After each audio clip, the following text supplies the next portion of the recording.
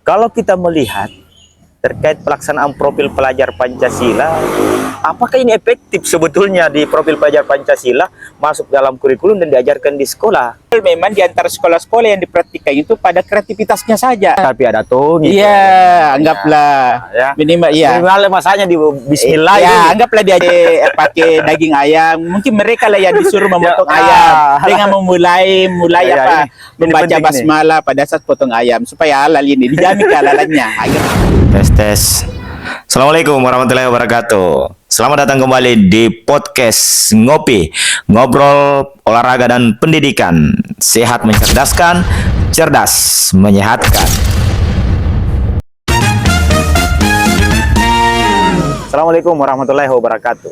Salam edukasi. Selamat datang kembali di podcast Ngopi, ngobrol olahraga dan pendidikan.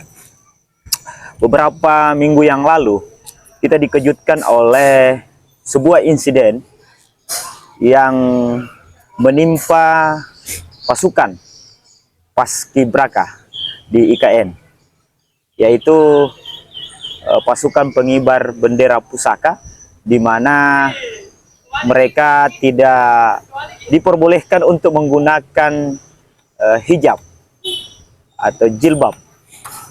Dan insiden tersebut mengundang reaksi yang secara bersama-sama, baik itu Majelis Ulama Indonesia, Muhammadiyah, maupun Nahdlatul Ulama. Dan pada akhirnya BPIP kemudian menyampaikan permohonan maaf atas insiden tersebut, dan kembali pasukan Paskibraka bisa menggunakan hijab dalam melaksanakan tugas negaranya. Tentu insiden ini adalah merupakan gambaran betapa kondisi negara kita sangat berpotensi untuk perlakuan-perlakuan intoleran.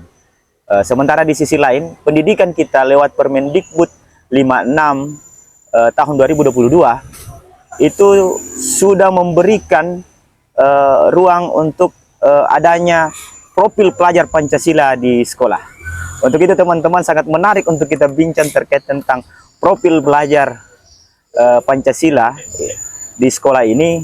Dan alhamdulillah hari ini saya bersama dengan narasumber hebat. Selamat datang Pak Agus di podcast Ngopi. Ya, alhamdulillah. Gimana kabarnya Pak? Alhamdulillah kabar baik. Jadi Pak Agus ini adalah merupakan tokoh pemuda, tokoh literasi.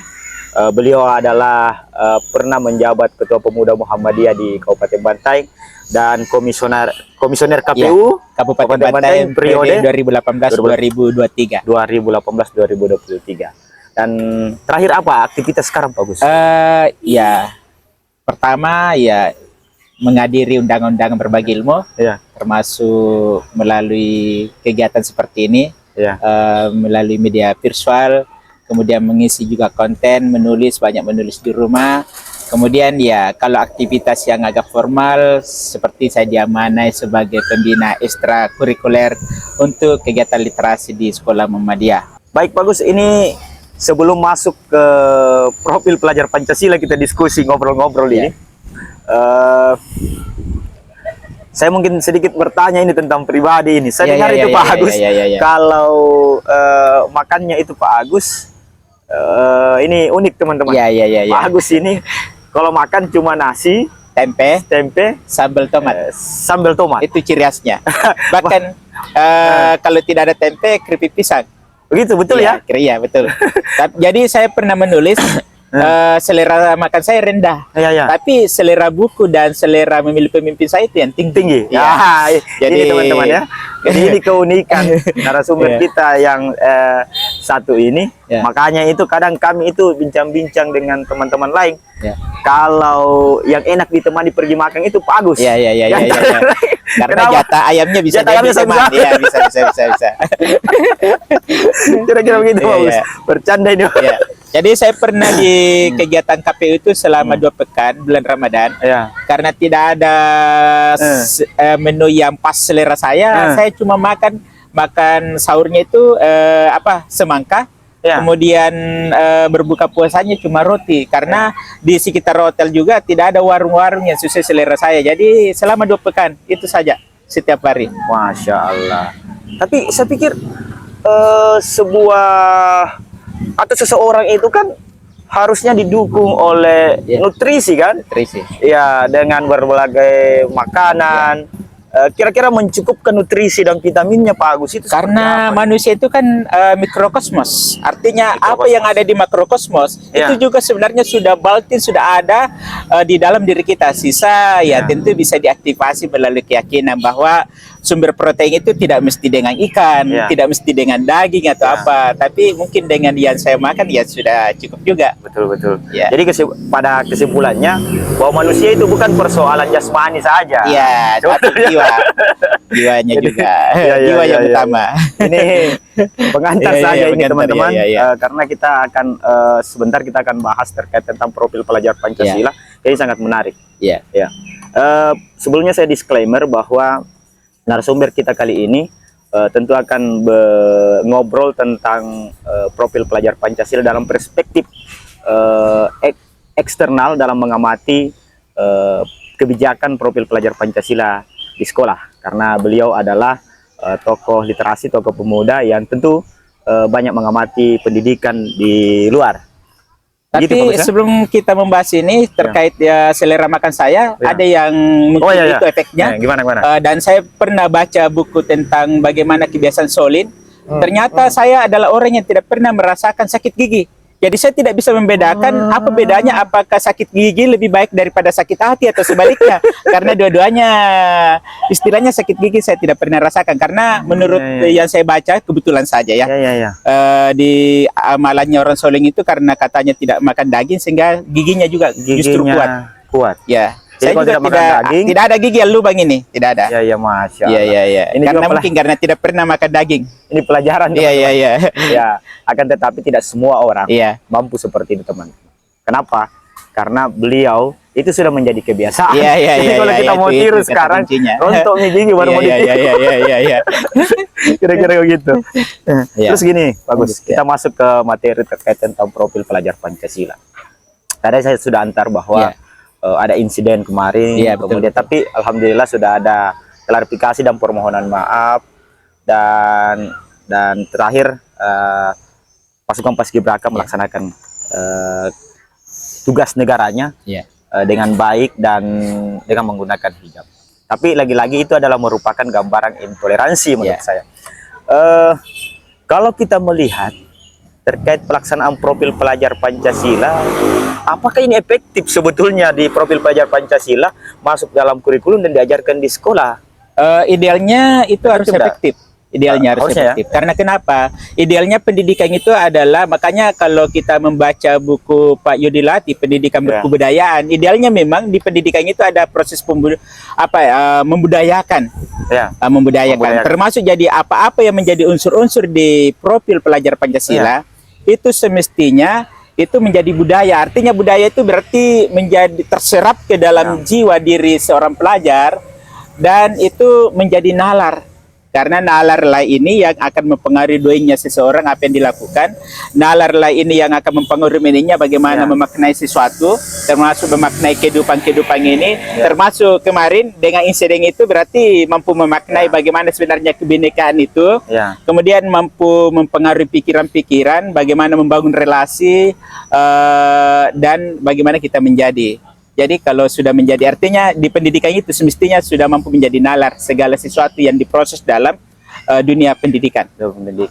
Iya. Saya sebenarnya ini punya kritik khusus itu terkait tentang profil pelajar Pancasila. Sebagai akademisi, saya ini kan backgroundnya sebagian besar adalah pendidikan jasmani, olahraga. Sebetulnya kalau saya membaca profil pelajar Pancasila itu kan dari filosofinya Ki Hajar Dewantara. Dan di situ ada olah karsa, olah hati, dan di situ juga ada poin olahraga. Tapi ketika di breakdown ke menjadi profil pelajar Pancasila, hilangi olahraganya bagus. Sepertinya. Tapi sebenarnya idealnya mungkin pada praktiknya saja yang hilang. Karena idealnya itu tidak hilang. Kalau kita mempelajari kan ada 6 elemen, ada 6 karakteristik daripada profil pelajar Pancasila. Pertama, beriman, bertakwa kepada Tuhan Yang Maha Esa dan berakhlak. Itu yang pertama. Kedua, kebinekaan global. Ketiga, mandiri. Kemudian keempat, gotong royong.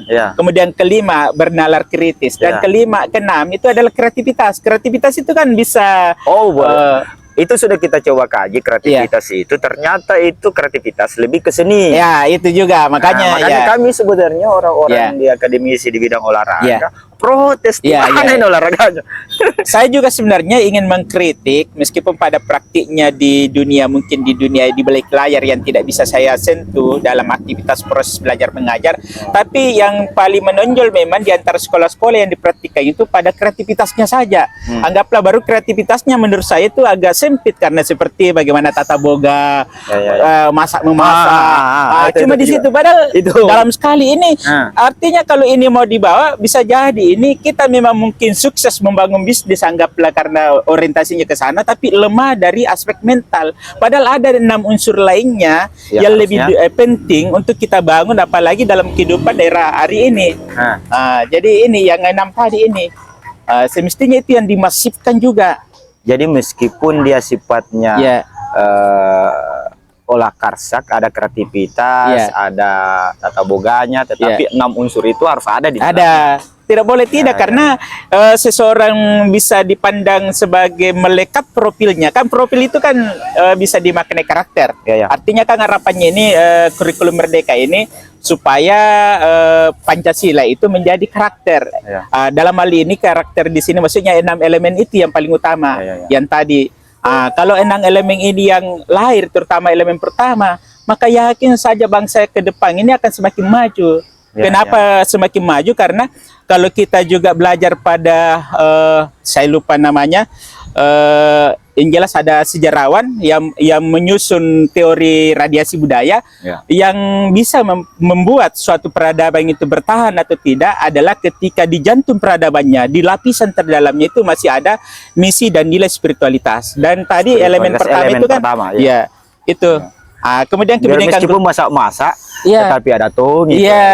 Anggaplah minimal masaknya di bismillah. Anggaplah diajari lah, anggaplah ketika ada praktek pakai daging ayam, mungkin mereka lah yang disuruh memotong ayam dengan memulai membaca basmalah pada saat potong ayam supaya halal ini dijamin kehalalannya. Ini penting ini informasi jadi teman-teman pendidik ini.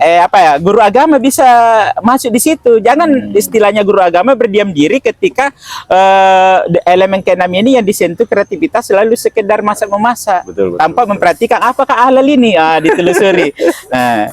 Betul, bagus. Saya kira ini cukup banyak informasi yang sudah kita dapatkan dari obrolan kami ini, meskipun hanya baru 2 kita bahas terkait tentang profil pelajar Pancasila, tapi ada yang menyentak.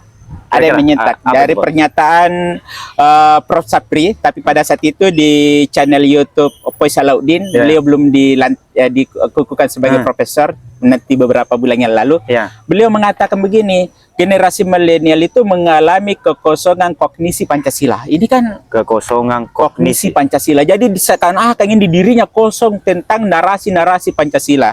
Apalagi apalagi jangan artinya kalau narasi saja kosong, apalagi nalar. Ini berbahaya memang. Tapi memang kekosongan kognisi Pancasila.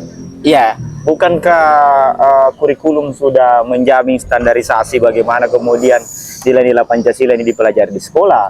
Ada pendidikan kewarganegaraan. Mulai dari SMP malah, SD malah.